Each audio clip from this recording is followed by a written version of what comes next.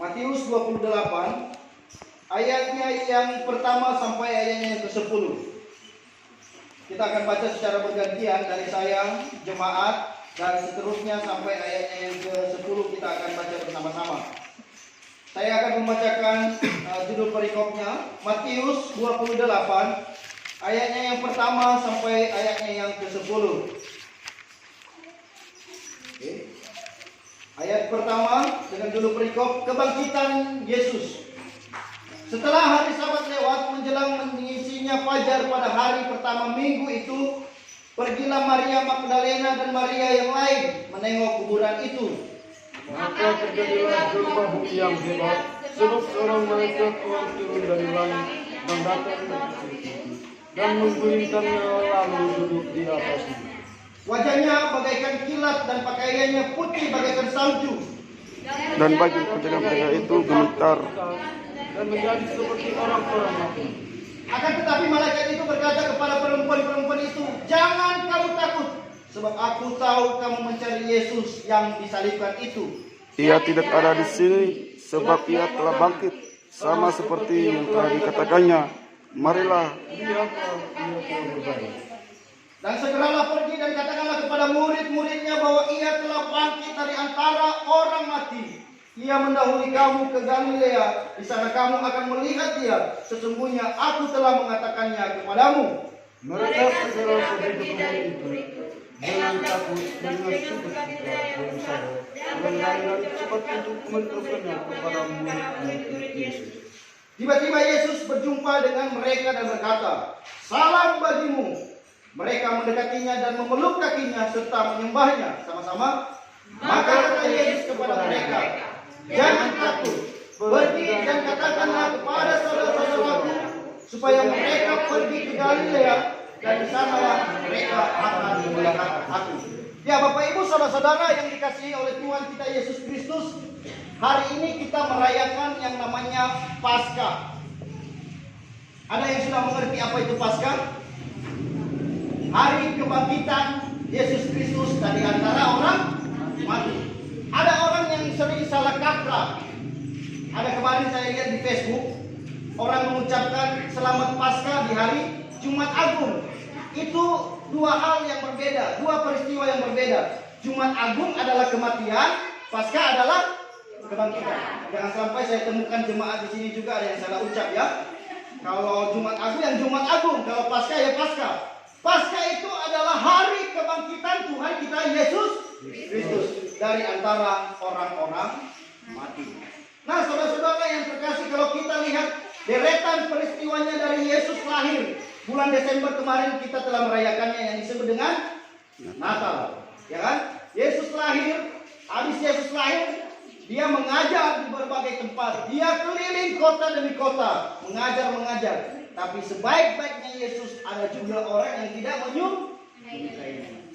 Jadi jangan tanya kalau ada juga orang yang tidak menyukai kita. Wah, saya udah berbuat baik, saya udah begini, bergolong dan segala macam. Kenapa masih ada orang yang tidak suka saya? Ingat, Yesus aja sebaik-baik itu masih ada orang yang membenci dia. Orang yang tidak suka dengan dia, kenapa? Dengan dia mengajar hal-hal yang baru. Orang-orang ahli-ahli Taurat, ahli-ahli surat, orang-orang Yahudi yang tadinya mendapat bagian, mendapat makanan, tempat mereka mencari upah mereka di tempat itu, mereka tidak mendapatkannya lagi, dan mereka tidak bisa mengajarkan hal yang salah karena Yesus mengajarkan hal yang benar. Akhirnya mereka membenci Yesus karena mereka tidak menyukai ajaran yang dia buat. Saudara-saudara, setelah dia mengajar, akhirnya Yesus ditangkap. Yesus disiksa, dan akhirnya Yesus disalibkan. Untuk apa? Itu menjadi pertanyaan. Kenapa Yesus harus disalibkan? Ada yang bisa menjawab? Ya, menanggung dosa kita semua.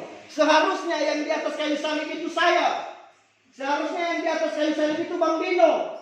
Seharusnya yang di atas kayu salib itu Rio, Pak Rio, dan segala macam. Kita yang hadir di sini.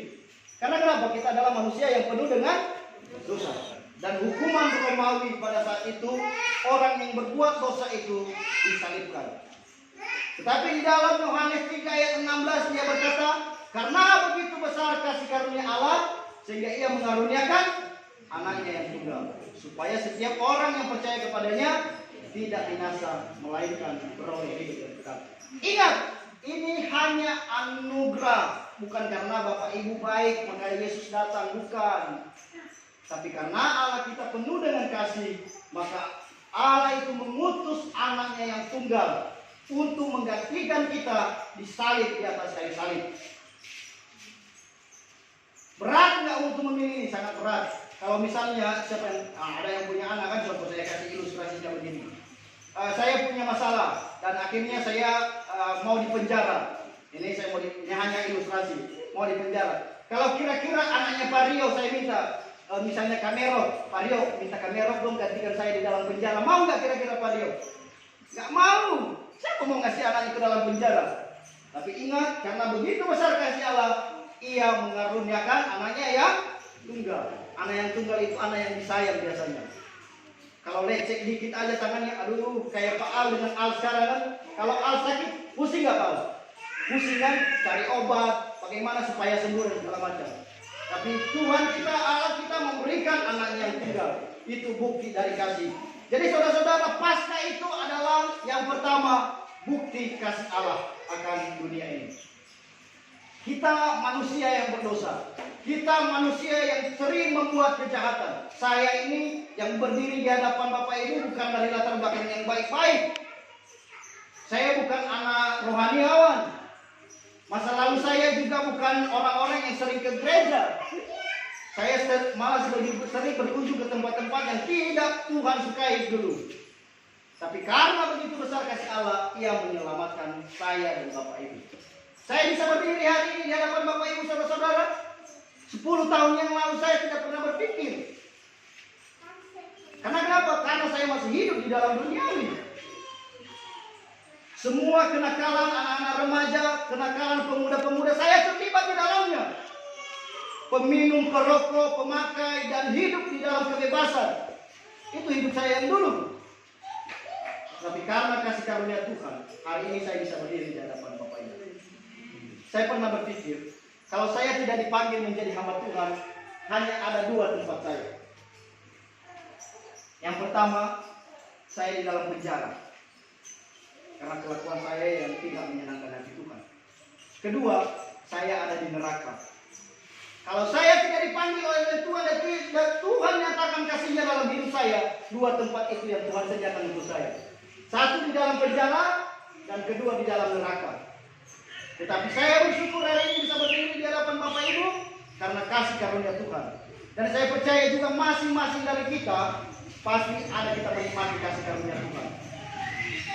Dari sembuh dari sakit penyakit, ekonomi keluarga Tuhan tolong, anak-anak dalam sekolah bisa berjalan dengan baik, anak-anak bisa sekolah di luar Pulau Kalimantan, itu kasih karunia Tuhan. Jangan pertanyakan lagi mana kasih Tuhan. Yang kita nikmati hari lepas hari itu sudah bukti dari kasih Tuhan. Tapi bukti terbesar daripada kasih Tuhan itu, ia memberikan anaknya yang tunggal. Hari ini Bapak Ibu saudara kita merayakan yang namanya Paskah, kebangkitan Tuhan kita Yesus Kristus. Itu hal yang pertama tadi, Paskah adalah bukti kasih Allah. Kedua, Paskah itu membuktikan bahwa Allah yang kita sembah adalah Allah yang hidup. Coba kalau Yesus tidak bangkit-bangkit, masih percaya Yesus enggak? Kalau Yesus dulu tidak bangkit-bangkit, ada enggak yang percaya Yesus? Enggak ada. Orang dia mati, siapa mau percaya? Tapi kita bersyukur dengan kebangkitannya dari antara orang mati, kita percaya bahwa Tuhan yang kita sembah adalah Tuhan yang hidup. Jadi kalau ada orang bilang, kenapa kamu menyembah Tuhan yang mati? Ingat, Tuhan tidak pernah mati. Yang mati di atas kayu salib adalah Yesus yang mengambil rupa sebagai manusia. Dia menyerupai kita manusia. Kenapa? Karena kita adalah manusia yang berdosa. Yang dia gantikan di atas kayu salib itu saya, Bapak Ibu, yang adalah manusia. Dia harus menyatakan kasih dan keadilannya. Yesus bangkit membuktikan bahwa Allah yang kita sembah adalah Allah yang hidup. Itu yang kedua. Yang ketiga, Paskah juga menyatakan bahwa Yesus bangkit, artinya kita juga mempunyai hidup. Ya, hidup yang kita miliki bukan hanya hidup yang ada di dunia ini. Karena kalau kita hanya berpikir bahwa kita hidup hari ini, lalu mati hari esok, siapa yang tahu dia mati kapan? Tidak ada. Tapi Yesus bangkit dari antara orang mati, menjanjikan yang namanya hidup kekal. Hidup di dunia ini sementara. Mungkin ada yang sampai 90 tahun. Oke. Ada yang sampai 70 tahun. Oke. Ada di sini yang udah umur 70 tahun. Belum ada. Bapak berapa? Belum 70. Ada yang 60. Bapak udah 60. Puji Tuhan, sampai 60 tahun. Itu luar biasa. Kita bisa hidup di dunia ini. Nenek saya, nenek perempuan saya itu 117 tahun hari ini, tahun ini. Kami bersyukur dia bisa hidup. Tapi pertanyaannya, bisakah selama-lamanya hidup di dunia ini? Tidak. Kami juga tahu bahwa nenek kami akan mati. Mungkin dia sampai 117 tahun, puji Tuhan. Tetapi seberapa tahun ke depan dia bisa menjalani itu hanya Tuhan yang tahu. Tapi intinya yang mau saya katakan di sini bahwa tidak ada yang abadi di dunia ini. Suatu waktu kelak kita akan meninggal. Suatu waktu kelak kita akan meninggalkan dunia ini. Pertanyaannya, setelah kita meninggal, kita sudah memiliki hidup yang kekal dulu. Jangan-jangan tempat saya yang kedua tadi nanti tempat kita. Yang pertama tadi penjara, yang kedua neraka. Dan saya tidak ingin Bapak Ibu masuk ke sana. Saya ingin kita memperoleh hidup yang kekal.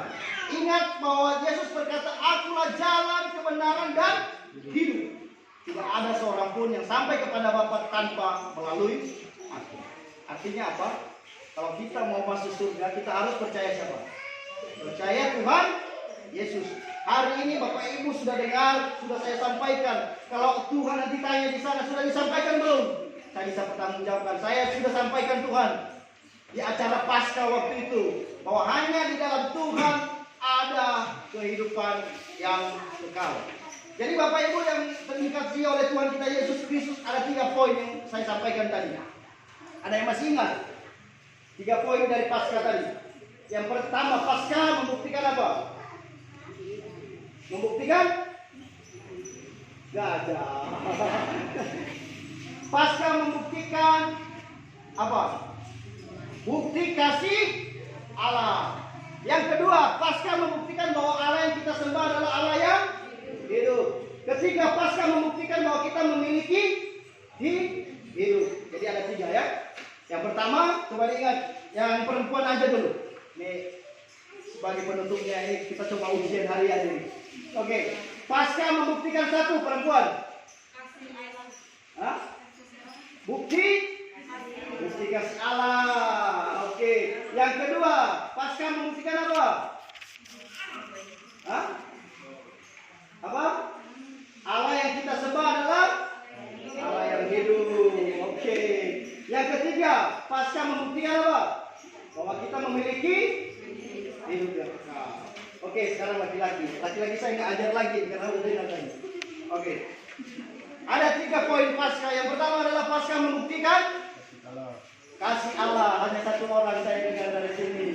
Kasih Allah. Yang kedua, Allah yang kita sembah itu adalah Allah yang hidup. Allah yang kita sembah adalah Allah yang hidup, lumayan banyak lagi bertambah. Yang ketiga, Allah membuktikan bahwa kita memiliki hidup yang kekal di dalam Tuhan kita Yesus Kristus. Saya berharap khotbah hari ini tidak hanya berlalu begitu saja kita ketawa, kita mendengar, tapi kita memahami dengan baik. Ini baru disampaikan 3 poin. Jangan sampai lewat dari pintu itu sudah tidak ingat poin-poinnya lagi. Saya ulang supaya ingat. Oke, saya ingat. Paskah membuktikan kasih Allah. Itu yang pertama. Paskah membuktikan Allah yang kita sembah adalah Allah yang hidup. Paskah membuktikan bahwa kita memiliki hidup yang kekal. Karena Tuhan Yesus nanti ketika kita memperingati nanti kenaikannya, Yesus berjanji bahwa aku menyediakan tempat bagimu. Jangan sampai kursi kita udah ada di sana lalu kita nggak nyampe, bahaya. Udah disediakan ini kursi untuk Bang Dino, kursi untuk Nandi, kursi untuk ini. Lalu orangnya nggak nyampe di sana. Jadi untuk nyampe di sana tetap percaya kepada Tuhan kita Yesus Kristus. Saya percaya bahwa ada banyak tantangan, ada banyak pergumulan, ada banyak permasalahan kehidupan. Itu bagian daripada perjalanan kehidupan. Ada seorang ahli berkata begini. Kalau ada orang yang berkata dia tidak pernah masalah, dia tidak pernah bermasalah dalam hidupnya, sesungguhnya orang itu tidak pernah hidup. Jadi artinya hal yang lazim, hal yang wajar ketika kita diperhadapkan dengan masalah. Masalah itu mendewasakan iman kita. Demikian pemberitaan firman Tuhan hari ini. Saya percaya kita ingat 3 poin tadi. Saya tidak perlu uji lagi karena akan mengulang-ulang terus. Dan saya percaya Bapak Ibu bisa mengingat 3 poin yang bisa saya sampaikan hari ini tentang Paskah. Kita akan menutup pemberitaan firman Tuhan hari ini. Saya undang kita untuk bangkit berdiri.